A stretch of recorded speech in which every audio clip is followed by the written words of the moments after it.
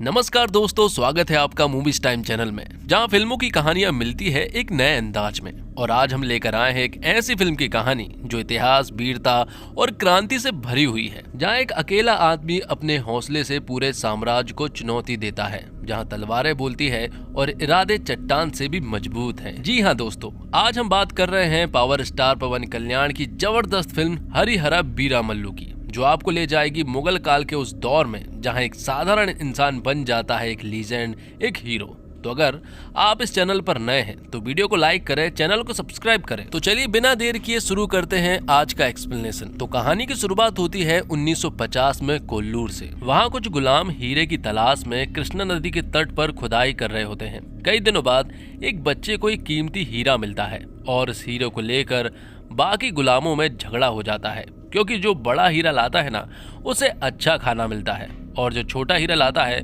उसे बहुत ही बेकार खाना मिलता है। वो हीरा एक आदमी छीन लेता है। बच्चा ये देखकर बहुत रोता है।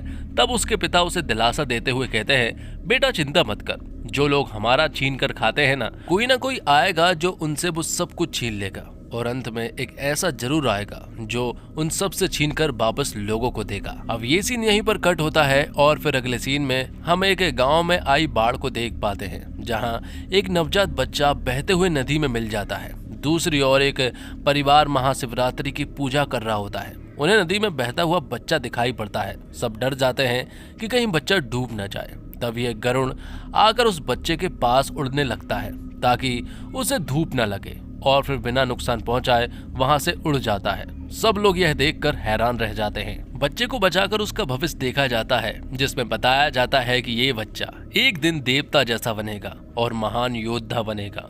उसे हरिहर वीरामल्लू नाम दिया जाता है और वहीं लोग उसे पालते भी हैं। अब आगे हम शाहजहां को देख पाते हैं। वह आगरा में अक्सर बीमार रहता है। उसके 4 बेटे होते हैं। इनमें औरंगजेब सबसे ताकतवर और कट्टर इस्लामी होता है। उसका बड़ा बेटा दारा सिकोह हिंदू और मुस्लिम में कोई भेदभाव नहीं करता और सबको एक मानता है। और फिर एक दिन औरंगजेब लाल किले पर हमला करके अपने भाई दारा सिकोह को बंदी बना लेता है और उसकी मां के सामने उसे मार डालता है। औरंगजेब चाहता है कि पूरे हिंदुस्तान में सिर्फ और सिर्फ इस्लाम रहे, पूरे हिंदुस्तान में इस्लाम फैले, इसलिए वो अपने ही भाई और पिता के खिलाफ चला जाता है। शाहजहां अपने बेटे की मौत पर बहुत रोते हैं और औरंगजेब को चेतावनी देते हैं कि कोई न कोई एक दिन तुझे जरूर रोकेगा।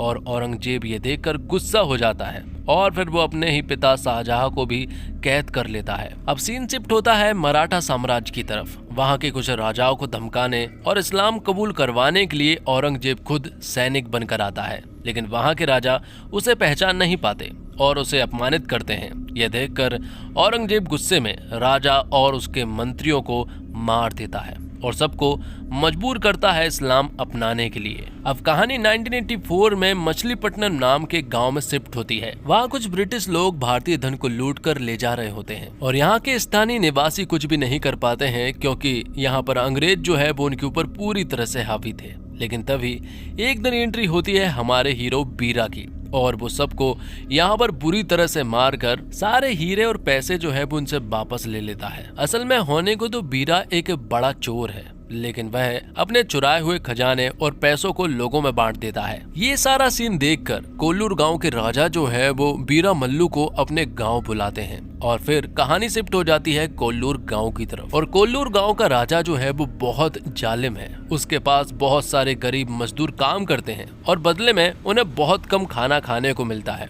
अगर कोई ज्यादा खाना चाहता है तो उसे ताकतवर बॉडी बिल्डर से लड़ना पड़ता है, लेकिन गरीब लोग कमजोर होते हैं, जिस वजह से वो उन बॉडी बिल्डर से नहीं लड़ पाते हैं और हर बार उन्हें बहुत ही बुरी तरह से हारना पड़ता है। तभी यहाँ पर एंट्री होती है वीरामल्लू की। वीरामल्लू यहाँ पर आ तो जाता है, लेकिन राजा पूरी तरह से अनजान है कि जिस इंसान को मैंने बुलाया है वो अब राजा की खतरे की घंटी बनने वाला था। राजा पूरी तरह से अनजान है कि यही वीरामल्लू है। वीरामल्लू कहता है कि मैं तुम्हारे 3 पहलवान को नहीं बल्कि एक साथ 15 पहलवान को हराऊंगा, और अगर ऐसा वो कर लेता है तो राजा उससे कहते हैं कि मैं इन सारे मजदूरों को साल भर फ्री खाना खिलाऊंगा। तब वीरामल्लू उन 15 पहलवान से लड़ना स्टार्ट करता है और शुरुआत से ही वो उन सभी लोगों को बहुत ही बुरी तरह से मारता पीटता है, जो देखकर सभी लोग हैरान रह चुके थे कि एक आम आदमी इन 15 पहलवानों को बुरी तरह से पीट रहा है। तो अब राजा सारे मजदूरों को साल भर खाना खिलाने वाला था, लेकिन राजा यहाँ पर बहुत खुश हुआ था,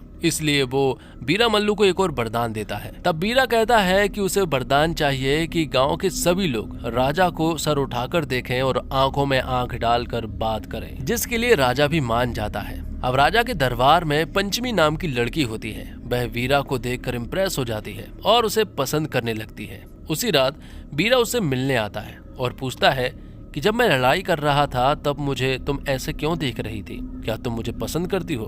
तभी राजा आ जाता है और पंचमी को डांट लगाकर यहाँ से ले जाता है। असल में राजा जो है वो पंचमी से जबरदस्ती शादी करना चाहता है। वह उसे मारता भी है और अकेले में डांस करने पर मजबूर भी करता है। बीरा ये सुनकर पंचमी से उसकी कहानी पूछता है। पंचमी बताती है कि वह एक अनाथ है और मंदिर में देवदासी बनकर डांस करती थी। तब राजा ने पैसे देकर उसे खरीद लिया और अब वो उसे शादी करना चाहता है। बीरा यह सुनकर पंचमी की मदद करने का वादा करता है और फिर राजा बीरा के पास आता है। बीरा से वो कहता है कि मेरे पास तुम्हारे लिए एक काम है। वो बताते हैं कि कृष्णा नदी के तट पर खुदाई करके जो हीरे मिलते हैं उन्हें हीरो को हमें सुल्तान को भेजने पड़ते हैं, लेकिन इस बार मैं चाहता हूँ कि जब हम वो हीरा सुल्तान को दें तो रास्ते में तुम उस हीरे को चुरा लो। और फिर राजा बीरा को हीरे लूटने का प्लान देता है। तब बीरा भी बड़ी चालाकी से वहाँ पहुँच जाता है और जब राजा के लोग सुल्तान को हीरा दे रहे थे तभी बीच रास्ते में अचानक से धमाके होने लगते हैं और बीरा ने जितने लोग सोचे थे वहां पर उससे ज्यादा ही लोग थे। इसके बावजूद बीरा उन सभी से सामना करता है, लेकिन आखिर में जब वो यहाँ से पंचमी और हीरे को लेकर जा ही रहा होता है कि तभी बीच रास्ते में पंचमी धोखा दे देती है। वो छत से बीरा को धक्का दे देती है और घोड़े समेत हीरे को लेकर यहाँ से भाग जाती है, जिसके बाद सुल्तान के लोग बीरा को पकड़ लेते हैं और सभी को ऐसा लग रहा था कि अब बीरा मारा जाएगा, क्योंकि सुल्तान बहुत ही खतरनाक आदमी है। अगर छोटी भी गलती हो तो वो लोगों को मार डालता है और फिर बीरा ने तो इतनी बड़ी गलती की है। लेकिन सुल्तान यहाँ पर बीरा को नहीं मारता है, बल्कि वो उसे भी एक काम दे देता है। सुल्तान यहाँ पर बीरा से कहता है कि पूरी दुनिया में सिर्फ और सिर्फ एक ही कोहिनूर हीरा है और वो कोहिनूर हीरा लाल किले में औरंगजेब के सिंहासन पर है, जबकि हमारे पास नकली हीरा है। इसलिए वो चाहते हैं कि बीरा जो है वो असली कोहिनूर को हमारे पास ला कर दे, बदले में उसे बहुत सारी दौलत मिलेगी और अगर वह इस काम से मना करेगा तो हम तुझे जान से मार देंगे। बीरा डरता नहीं है। जब सुल्तान उस पर एक शेर छोड़ता है तो बीरा अपने हाथों से शेर को काबू कर लेता है। यह सब देखकर लोग दंग रह जाते हैं। तो अब बीरा जो है वो कोहिनूर लाने के लिए निकलता है। साथ में सुल्तान जो है वो बीरा के साथ 2 सैनिक भी भेजते हैं, जिन्हें दिल्ली जाने के रास्ते मालूम होते हैं। बीरा को उन 2 सैनिकों से कोई दिक्कत नहीं है, लेकिन बीरा की एक छोटी सी टीम भी है, जिसमें एक आदमी जेल में है तो एक आदमी मंदबुद्धि है, लेकिन वो बीरा के बहुत काम के हैं। दूसरी ओर औरंगजेब के आदमी उस्मान को पता चलता है कि कोहिनूर को चुराने 8वां आदमी आ रहा है। वो बीरा को मारने की योजना बनाने लगता है। तो अब बीरा जो है वो अपने लोगों के साथ सफर शुरू करता है। उनकी लगभग 6-7 लोगों की टीम थी और इनमें से आधे लोग तो बीरा को अंडर एस्टिमेट कर रहे थे। उन्हें ऐसा लग रहा था कि सुल्तान ने पता नहीं किस आदमी को उनके साथ भेज दिया है। उन्हें तो ऐसा लग रहा है कि वो लोग आधी दूर तक ही पहुंच पाएंगे और बीरा इतने में ही खल्लास हो जाएगा, लेकिन ऐसा कुछ भी नहीं था। बीरा बहुत ही ताकतवर और भरोसेमंद आदमी है और बहुत सातिर के साथ ताकतवर भी, जिसके बारे में उन्हें धीरे धीरे अंदाजा होने लगता है। और फिर रास्ते में बीरा को एहसास होता है कि पंचमी आजू बाजू ही कहीं पर है। वो उस जगह पर पहुंच जाता है जहां पर पंचमी रहती है। बीरा यहाँ पंचमी से पूछता है कि आखिरकार तुमने ऐसा क्यों किया, जिस पर पंचमी बताती है कि ये सब कुछ मैंने मेरे लिए नहीं किया था, बल्कि उन देवदासियों को वहां से छुड़ाने के लिए किया था। इसी वजह से मुझे अचानक वहां से भागना पड़ा। जिसके बाद वो पंचमी को भी अपने साथ ले जाने लगता है। और फिर बीरा रास्ते में एक गांव में रुकता है जहां एक बच्चा पानी मांगता है। बीरा उसे पानी देता है और फिर देखता है कि गांव में कोई खाना पीना नहीं है। मालूम चलता है कि इस गांव में कई सालों से अकाल पड़ा हुआ है। तब जाकर यहाँ पर बीरा जो है वो उन्हें खाना खिलाता है और खूब सारा पानी भी पिलाता है। अब रास्ते में बीरा को कुछ लोग हवन करते हुए मिलते हैं, जो बारिश के लिए यज्ञ कर रहे होते हैं। तभी उस्मान वहाँ आता है और हवन रोकने की काफी कोशिश करता है। बीरा हवन के चारों ओर आग लगाकर उस्मान के लोगों को अंदर आने से रोकता है। और फिर जैसे ही हवन पूरा होता है, यहाँ पर बहुत ही तेज बारिश होती है और यह देखकर सभी लोग बहुत खुश हो जाते हैं। अब रात को बीरा और सुल्तान के सैनिक जब सो रहे होते हैं कि तभी अचानक से यहाँ पर जंगली भेड़िया आ जाते हैं और वो बीरा और सुल्तान के सैनिकों पर हमला करने वाले थे। लेकिन तभी बीरा सभी से कहता है कि कोई भी इन पर गोली नहीं चलाएगा, बल्कि बीरा अकेले ही उसके सामने खड़ा हो जाता है। वो उसके आंखों में आंखें डालता है, जो देखकर जंगली भेड़िए को अंदर ही अंदर लगने लगता है कि शायद वो किसी शेर को देख रहा है। उसे डर लगने लगता है, जिस वजह से वो सारे भेड़िए को लेकर यहाँ से भाग जाता है। ये सारी चीजें देखने के बाद सुल्तान का आदमी बीरा से पूछता है कि तू कौन है, तुझे बारिश के बारे में कैसे पता है, तुझे जानवर से डर नहीं लगता, जानवर तुझसे बात करते हैं, आखिरकार तू कोई नॉर्मल चोर तो नहीं हो सकता है। तब बीरा अपनी फ्लैशबैक की कहानी बताता है। वो सिर्फ चोर नहीं बल्कि एक सैनिक है जो लोगों की रक्षा करता है। वो जिस जगह पर रहता है वहाँ ये सारी कलाएं सिखाई जाती है, जिस वजह से वहाँ का हर एक इंसान बहुत ही ज्यादा ताकतवर है। अब बीरा बताता है कि एक बार गांव में त्योहार मनाया जा रहा था। तभी औरंगजेब के लोग आकर कहते हैं कि भगवान को ना मानो, इस्लाम कबूल करो। जब लोग नहीं मानते तो वो उन्हें मारने लगते हैं। तभी बीरा वहाँ पहुंचकर उनके एक एक आदमी को बुरी तरह से मारता है। ये खबर जब औरंगजेब तक पहुंची तो वह दक्षिण भारत से अपने सैनिक भेजता है। वे गुरुजनों को बंदी बना लेते हैं और बीरा अपने गुरुजनों को बचाने में पूरी तरह से असमर्थ रहा था, क्योंकि उसे इस हमले के बारे में कुछ पता ही नहीं था। जिसके बाद बीरा को मालूम चलता है कि गुरुजनों को दिल्ली ले जाया गया है, लेकिन उसे पता नहीं है कि दिल्ली में उन्हें कहाँ ले जाया गया है। इसलिए वह जानबूझकर सुल्तान के हाथ लग जाता है ताकि सुल्तान की मदद से वह दिल्ली पहुंच सके। ये सारी बातें सुनने के बाद सुल्तान के सैनिक कहते हैं कि हम भी तुम्हारा साथ देंगे। इसलिए वो लोग यहाँ से दो टीम में बंटना चाहते थे, जिनमें एक टीम तो कोहिनूर को वहाँ से निकालेगी तो दूसरी टीम औरंगजेब की कैद से गुरुजनों को निकालेगी। तो उस जगह पर पहुंचने से पहले यहाँ पंचमी जो है वो बीरा के पास आती है। वो उससे कहती है कि मैं तुमसे प्यार करने लगी हूँ और मैं तुम्हारे साथ पूरी जिंदगी बिताना चाहती हूँ, जिस वजह से तुम्हें वापस जरूर लौटना होगा। मैं तुम्हारा इंतजार करूंगी।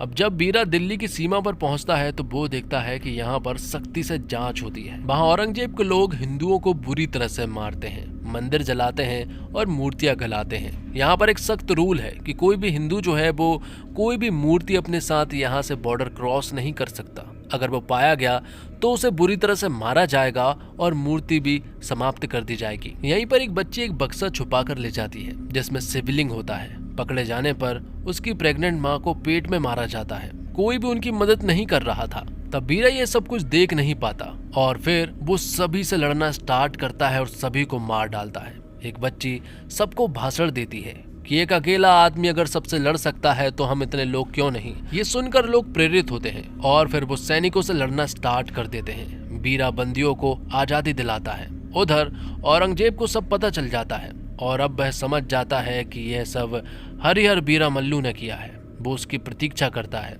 आखिर में एक धूमकेतु गिरता है और तूफान यहाँ पर शुरू हो जाता है, जिस वजह से औरंगजेब के सारे सैनिक जो है वो इस तूफान में उड़ जाते हैं। आखिर में सिर्फ और सिर्फ बीरा और औरंगजेब ही बच पाए थे। दोनों एक दूसरे का हाथ पकड़कर अपनी जान बचाते हैं और फिर ये फिल्म यहीं पर समाप्त हो जाती है। तो दोस्तों, हरिहर वीरा मल्लू शुरुआत में क्रस जगरलमूड़ी के डायरेक्शन में बनी और फिर A.M. ज्योति कृष्णा द्वारा पूरी की गई। फिल्म उम्मीदों के आसमान छूती है। खासकर पवन कल्याण के अंदाज और उनके सिनेमाई कद से फिल्म को ताकत मिलती है। फिल्म का पहला हिस्सा यानी इंटरवल से पहले वीरा मल्लू को एक महावीर किरदार में पेश करता है। वह रॉबिन हुड और बाहुबली की याद दिलाता है। एक आदमी जो खुद में अकेले एक पूरी सेना है, वो जो जंगली जानवरों से बात कर सकता है। तो हरिहर वीरा मल्लू एक ऐतिहासिक कहानी, लोक कथा, एक्शन और फैंटेसी का मेल है और यह पर्दे पर पौराणिक दुनिया रचने में कामयाब होती है। निधि अग्रवाल का किरदार पंचमी एक देवदासी की बेटी है जो वीरा मल्लू के मिशन में शामिल होती है। इस किरदार की भावनाएं भी दर्शकों को जोड़ती है, लेकिन फिर यह सजावटी बनकर रह जाती है। पवन कल्याण इस भूमिका में अपना दमदार मौजूदगी दर्ज करवाते हैं। उनके एक्शन सीन्स उनकी ही पिछली ब्लॉकबस्टर फिल्मों की याद दिलाते हैं। फिर चाहे भले ही स्क्रीन प्ले आगे लड़खड़ा जाती है, लेकिन पवन कल्याण की एक्टिंग फिल्म को थमने नहीं देती। वह बिखरे हुए प्लॉट के बीच भी पूरी ऊर्जा से काम करते हैं। हरिहर वीरा मल्लू की कहानी आशा तो जगाती है, लेकिन स्क्रीन प्ले में एक रूपता नहीं है। स्क्रीन प्ले में कई परतें हैं। इनमें विद्रोह है, रहस्य है, राष्ट्रवाद है, लेकिन इन सबको एक साथ समेटने की कोशिश में फिल्म की लैब बिगड़ जाती है। MM किरवानी का बैकग्राउंड स्कोर शानदार है। उनके कंपोज किए गए गीत और संगीत में भावनात्मक का भार और भव्यता दोनों है। इस कारण कई सीन में कमियों के बावजूद संगीत से उसकी भरपाई हो जाती है। देखने के लिहाज से फिल्म असंगत है। यह एक रफ्तार, एक अंदाज को बनाए रखने के लिए लगातार संघर्ष करती रहती है। प्रोडक्शन डिजाइन और कॉस्ट्यूम प्रभावित करने वाले हैं, लेकिन वीएफएक्स खासकर इंटरवल के बाद वाले सीन में बेहद घटिया है। सीजीआई की मदद से जानवरों और घुड़सवारी वाले सीन बहुत ही निराश करते हैं। फिल्म की सपोर्टिंग कास्ट की बात करें तो बॉबी देओल ने औरंगजेब के रूप में एक शांत और खतरनाक भूमिका निभाई है, लेकिन उन्हें पर्दे पर जब ज्यादा मौका नहीं दिया गया। यदि उनके किरदार को थोड़ा और दिखाया जाता तो बात बेहतर हो सकती थी। इसी तरह सत्यराज, नासर, सचिन खेड़कर, सुब्बा राज, सुनील, रघु बाबू, कोटा श्रीनिवास राव समेत बाकी के अन्य कलाकार भी फिल्म में बस होने के लिए हैं। उन्हें कुछ ज्यादा रोल नहीं दिया गया है, उन्हें बहुत कम जगह दी गई है। कुल मिलाकर हरिहर वीरामल्लू पार्ट 1 तलवार बनाम आत्मा पवन कल्याण के करिश्मे और MM कीरवानी के संगीत की बानगी है। फिल्म में कहानी कहने की कला, सीन में निखार और किरदारों में भावनात्मक गहराई की कमी है। यह सुपरस्टार एक्टर की एक ऐसी महत्वाकांक्षी फिल्म है जो कहीं कहीं अपनी पूरी क्षमता तक पहुंचती तो है, पर अगले ही पल बिखर जाती है। हरिहर वीरामल्लू विशुद्ध रूप से पवन कल्याण के फैंस के लिए है। यह उनको भी पसंद आ सकती है जो एक्शन और पौराणिक कहानियों वाली भव्य ऐतिहासिक फिल्मों को बड़े पर्दे पर देखने का आनंद लेते हैं। तो दोस्तों, इसी के साथ ये एक्सप्लेनेशन यहीं पर समाप्त होता है। उम्मीद करता हूँ आपको ये वीडियो पसंद आई होगी। वीडियो पसंद आई हो तो वीडियो को लाइक करके चैनल को सब्सक्राइब जरूर कीजिएगा, ताकि आपको इसी तरह के लेटेस्ट और फ्रेश कंटेंट मिलते रहे। मिलते हैं और कमाल की वीडियो के साथ, तब तक के लिए आप हमारे चैनल के साथ बने रहिए। धन्यवाद। जय हिंद, जय भारत, जय श्री राम।